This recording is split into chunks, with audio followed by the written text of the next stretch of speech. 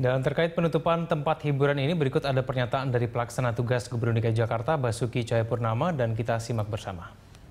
Tempat hiburan kita tutup, beberapa itu kita tutup, tapi beberapa bisa buka, tergantung Anda di mana. Kalau daerah hotel, daerah mana Anda bisa buka. Jadi mungkin ada 800 lebih, mungkin yang agak menonjol kita minta tutup aja. Karena kenapa? Kan kita mau ada azan, ada tarawih, macam-macam kan. Kalau ada baklik kan mengganggu orang juga, orang mau tarawih. Baik, itu adalah pernyataan dari Gubernur DKI Jakarta, pelaksana tugas Gubernur DKI Jakarta, Pak Ahok. Saya kembali ke Pak Ari. Pak Ari, kalau menurut pengalaman Anda, ini sebetulnya yang membandel ini kategorinya yang mana sih Pak sebetulnya? Begini, tentu kita mesti lihat modusnya dulu ya. Pelanggaran-pelanggaran itu biasanya terjadi tadi, seperti yang dikatakan Pak Adrian. Ya. Mereka memanfaatkan betul pengumuman yang mungkin rada terlambat atau pura-pura dia nggak tahu gitu ya ditetapkannya kapan. Jadi awal bulan Ramadan itu memang rawan dengan pelanggaran. Kemudian juga pelanggaran jam operasional. Jadi yang diatur, nah ini kadang-kadang rawan, dia agak lebih dikit begitu ya. Nah atau memang yang sama sekali tadi bandel, dia mestinya tutup tapi kemudian coba-coba buka.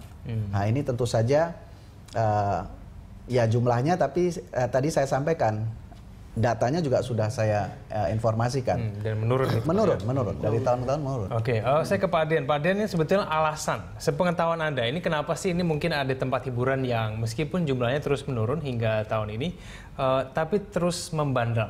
Padahal kan peraturan udah jelas nih. Jadi begini, pengelola hiburan itu kan tidak selamanya dia buka usaha itu kan. Mungkin saja dia baru setahun atau 2 tahun kemarin. Tapi kalau dari 10 tahun lalu dia ikutin ini, dia nggak mungkin melanggar. Oke. Berarti ini mungkin menurut Anda yang baru-baru nih yang biasa. Kebanyakan. Atau memang sudah lama, tapi sengaja tadi dikatakan memanfaatkan waktu buka start pertama. Kemudian pada saat berjalan itu ada kadang-kadang harus nambah waktu. Karena kita bekerja mungkin hanya 5 jam dari sore sampean.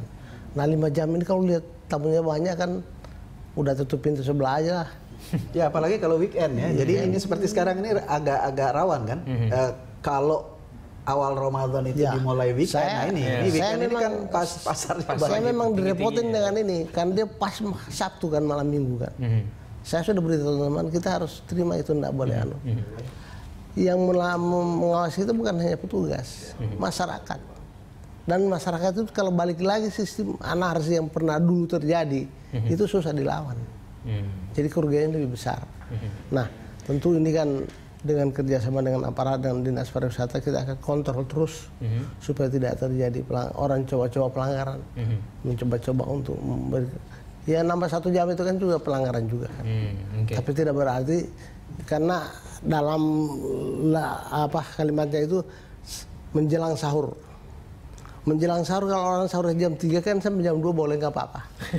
Kan begitu.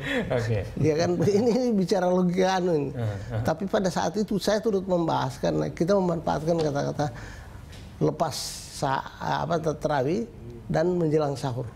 Tapi menjelang sahur kita batasi pukul 000. Pukul 1:01. Nah, kalau kita tidak batasi ini, bisa sampai jam 2, jam 3 pun boleh. Yang lucu ada lagi udah siapkan sahur di tempat. Jadi karyawan begitu sampai jam 3 operasi dia udah lah makan sahur, udah pulang ke rumah tidur. Memang ada unsur anunya karena dia tidak. Tetapi kan dari segi disiplin pelanggaran itu kita melanggar. Tapi ini berarti cuma semata-mata faktor keuntungan yang bisa hilang begitu ya? Karena mereka tetap memaksakan. Pertama gini Mas.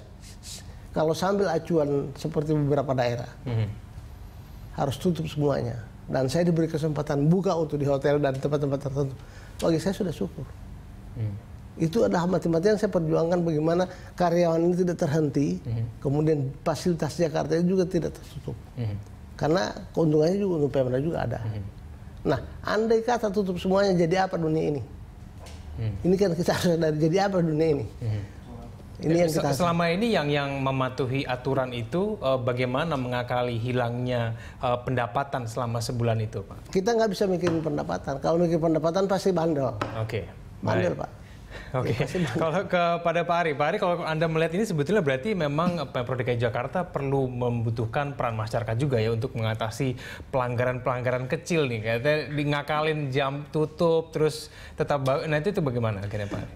Ya pasti memang begitu, bahwa pengawasan publik, masyarakat, kemudian media, ini tentu sangat penting karena juga bisa memberikan dukungan ya kepada pemerintah. Jadi juga tentu pemerintah akan memiliki juga keterbatasan ya, mungkin jumlah personil, kemudian waktu dan lain sebagainya. Jadi artinya pengawasan kolektif lah. Ini juga sangat kami harapkan dan tentu ada mekanismenya mereka apakah melalui SMS atau melalui bisa melaporkan gitu telepon ya, itu bisa melaporkan baik ke Satpol PP maupun juga ke Dinas Pariwisata dan Kebudayaan. Ya, yang penting itu tidak anarkis gitu Pak ya. Oh betul.